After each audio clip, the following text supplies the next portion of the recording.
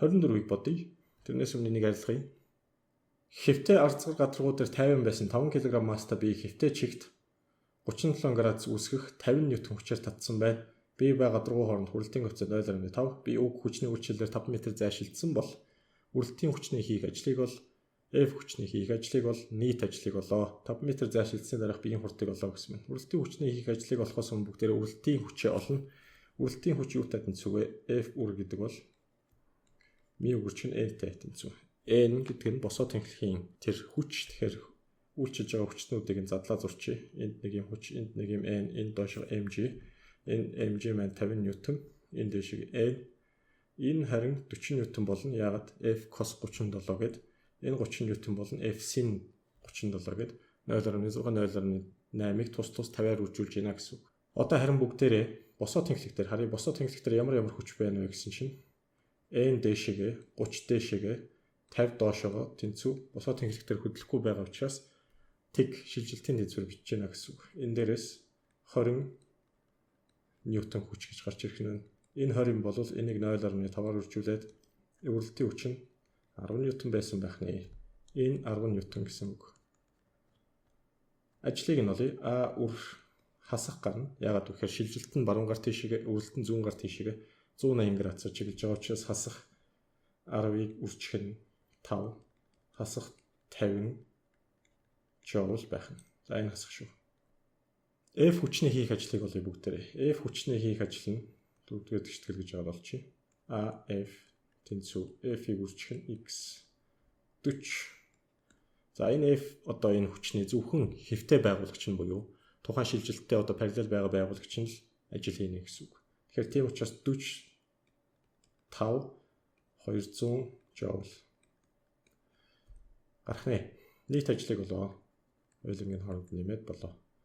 А үр дээр нэмэх нь AF нь 200 байсан. Нөгөөх нь 50 байсан. 150 joule ажил хийгдэх нь. 25 дахь бодлого.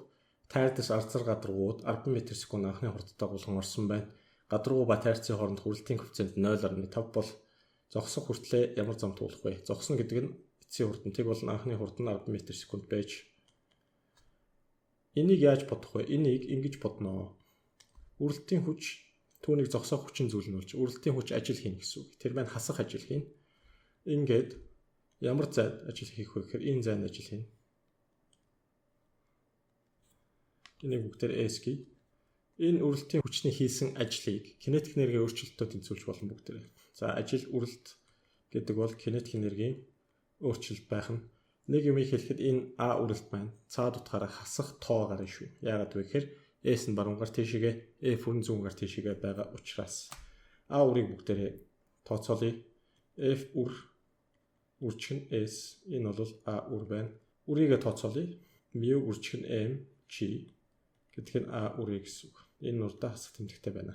Хасах mu m g s гэдэг нь кинетик энергийн өөрчлөлтөд тэнцэх нь байна. Тэр нь эцсийн хурдны квадрат масс хуваах нь 2 хасах нь 2-1 масс анхны хурдны квадраттай тэнцэнэ. Гэтэл эцсүүлдээ зогссон учраас эцсүүлдээ хурд нь тэг болсон байна. Ингээд хасахын нэмэх болчихно. mu m g s 2-1 m V0-ийн квадрат гэхэд m-үүд нь бас энд хураагдаж тарах нь.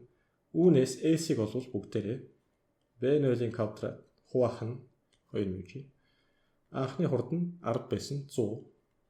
Хуваах нь 2-ыг үржих нь 10 μ 0.5. За энэ дээрээс S маань 10 м болох нь ойлгомжтой болоо явчлаа. 110 туг. Энэ маань хариу. 26-г бодъё. Гүлгэр гадаргуу дээр 10 м/сек тогтмол хурдтай хөдлөх 4 кг масстай тайрдас замын арцгар хэсэг рүү орж 5 м зам туулахад хурд нь 5 м/сек болсон байна. Үрэлтийн хүчний хэсэг ажлыг олох нь гулсхын үрэлтийн коэффициентийг бүгдээрээ олох нь байна. Кинетик энергиудыг олж чинь кинетик энергиудээс бид юу болж болох вэ гэхээр үрэлтийн хүчний хийсэн ажлыг олж чинь. За үрэлтийн хүчний хийсэн ажил бол А үр кинетик энергийн өөрчлөлт 2-1 m эцсийн хурдны квадрат энэ удаад энэ нь эцсийн хурд энэ нь анхны хурд болно. Хасах нь 2-1 m V0-ийн квадрат 2-1 масс чинь 4 кг хаалтан дотор оруулчих. V-ийн квадрат тэр маань 5, 5-ын квадратаас хасах нь 10-ын квадрат. Энэ дээрээс A үр тэнцүү 4, 2. 2-ыг үржих нь 25-аас хасах нь 100, хасах 75. Хасах 150 joule яах нь. Ингээд гулсхын үрэлтийн коэффициентийг бүгдээр яаж болох вэ? Үрэлтийнхаа хүчнээс олъё. Үрэлтийн хүч нь утга нь 150 гарч байгаа. Тэр нь μ mg-тэй тэнцэнэ. Ингээд энэ дээрээс μ гэдэг бол 150-ыг mg тугаасандаа тэнцэх нь байна. За энэ дээр дахиад нэг мартсан зүйл нь юу гэхээр эн чинь зөвхөн хүч, үрэлтийн хүч. Тэгээд түүнийг x замаар нь үржүүлнэ. X зам гэдэг нь 5 м гэлж байгаа юм. Түүнийг оруулъя. Масс нь хэдвүлээ? 4. G 10, нөгөөх нь 5. За энэ дээрээс гарах вэ? Энэ дээрээс 40-ны 30 буюу 0.75 гарах нь. 27 гөлгөр гадаргуу дээр 15 м/с тогтмол хурдтай хөдлөх 2 кг масстай тайрдас замын арцгар хэсэг рүү орсон байна. Тайрдас ба гадаргуун хооронд хүрэлтийн коэффициент нь 0.5 бол 2 секунд хугацаанд үрэлтийн хүч ямар ажил хийх вэ? 2 секунд хугацаанд эцсийн хурд нь мэдэгдэхгүй байна. Ямар ажил хийх вэ гэдгийг бүгдээр олохын тулд ингээ үрэлтийн хүчээ ихлээр биччихье. Энэ дагаа үрэлтийн хүчийг бүгдээр олъё. Тэр нь μ mg байна. Ингээ 0.5-ыг үржих нь масс, үржих нь 10. Энэ дээрээс 10 ньютон хүч байна. Энэ 10 ньютон хүчээр 2 секунд хугацаанд одоо үйлчилсэн байна гэж бүгдээр ойлгочихъя. A үр тэнцүү F үрийг үржих нь x байна. X нь мэдэгдэх байна. 2 секунд хугацаанд ямар x-тэй явах вэ? Тэрийг олохын тулд кинематикийн тэгшдэглийг ашиглая. V0t хасах нь 2-1 AT-ийн квадрат гэж бүгдээр олчжуулж байна. T-г нь өгцөн анхны хурд нь бол энэ 15 м/с T гэсэн үг. Харин A нь энэ дээрээс мэдэгдэхгүй байна. Тухайн биеийг удаашруулж байгаа цорын ганц хүч нь энэ дээр F үрэлт байна. Энэ үрэлтийн хүч нь өөрөө тэр A гэдэг хурдтгалыг бий болгоно гэсэн үг. Энэ дээрээс F үр гэдэг нь m-ийг үржих нь A гэдэг A-г бүгдээр олчжуулж байна. F үр нь 10 ньютон байсан. A 10-ыг хуваах нь масс нь 2 кг 5 м/с квадрат хурдтгалтайгаар удаашрах нь байна гэсэн үг. Тэрийг ингээд зурчиж болж байна бүгдээрээ. Энэ бол A 5 м/с квадрат x тэнцүү анхны хурд нь 15 байсан. 2 секунд хугацаанд хөдөлсөн. Гэтэл 2-1-ийг үржих нь 5 2-ын квадрат хэмжээгээр буураад явсан 2 секундын хугацаанд x гэдэг нь 15-ыг бүгдээрээ хэдээр үржүүлэх вэ? 2-оор үржүүл 30 хасах. Энэ 2.5. Энэ ингээд 2-2-ын 4 10 гарах нь байна. 20 м. 5 м/с квадрат хурдтгалтайгаар удаашраад 15 м/с анхны хурдтай орж ирсэн арцгар хэсэг рүү орж ирсэн энэхүү бие маань 2 секундын хугацаанд 20 м замыг туулах нь байна. Тэгвэл үрэлтийн хүчний хийсэн ажлыг олъё. A үр F үрийг үржих нь x гэж бичсэн байна. Урд нь хасах тэмдэгээ мартсан байна. Гэхдээ энд оруулж хасах F үр нь 10 гарсан, үржих нь 20 м явсан. Ингээд хасах 200 joule ажил хийх нь байна. Энийг ингээд олчиж байгаа юм. Бэд нь 2 секунд хугацааны дараа тайрцсан хурд ямар байх вэ гэж асуусан байна. За яаж бодож болно? 2 секунд хугацааны дараах V хурд тэнцүү V0-оос хасах нь AT гэж бүгдээр олчиж болно шүү дээ. Анхны хурд нь 15 хасах нь 5-ыг үржих нь 2 5-ыг 10 5 м/с хурдтай болох нь байна. Мөн ингэж бас бодож болох байсан. A үр дельта EK-гаар бодож болох байсан бүгдээрээ та бүхэн энэгээр нь бодоод 5 м/с гаргаарай. 28 дугаар бодлого арцгар налуу хавтгай дээрх 4 кг масстай тайрдас 50 байдлаас гулсаж эхлэв. Налууга тайрцын хооронд гулсхын үрэлтийн коэффициент нь 175 байв. Тайрдас 2 м зам туулахад үрэлтийн хүчний хийсэн ажил ямар байх юм? Тайрцын кинетик энергийн өөрчлөлт нь ямар байх юм бэ гэж асуусан байна. Тайрцыг энэ зурчие. Энэ хоёрын хооронд 2 м үйлчилж байгаа хүчнүүд нь гэвэл E шиг N хүч үйлчилнэ. E шиг mg үйлчилнэ. mg 2 хуваах юм бол нэг ингэж 2 ингэж хуваагдана гэсэн үг. Өөр үрэлтийн хүч байгаа юм. Үрэлтийн хүч байгаа юм байна. Үрэлтийн хүч нь хөдөлгөөний эсрэг ингэж чиглэнэ гэсэн. Энэ F үр. Энэ бол mg sin 53 байдгийг бүгдээр мэдж байгаа. Харин энэ доод талынх хүч нь mg cos 53 байдгийг мэднэ. За тус нь олъё бүгдээрээ. F үрэлтийг яаж болох вэ? F үр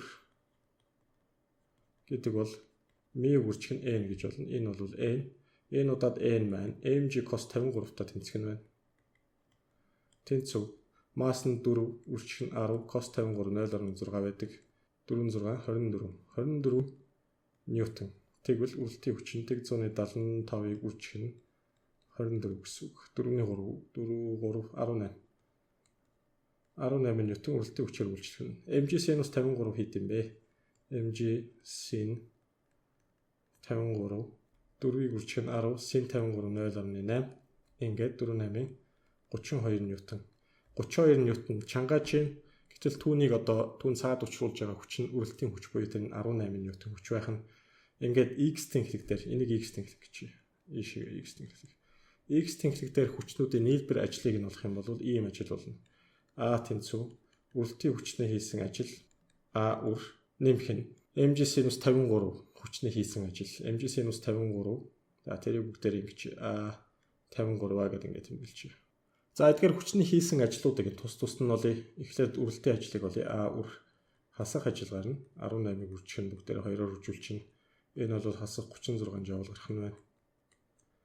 А харин энэний хийсэн ажил 32-ийн хийсэн ажил юу болох вэ гэвэл А 53 32-ыг үржих нь 2 м болно. 64 жоул болох нь байна. Энэ хоёрын хооронд нэмий 64 дээр нэмэх нь 36 хасах 36 учраас 28 жоул гарах нэ.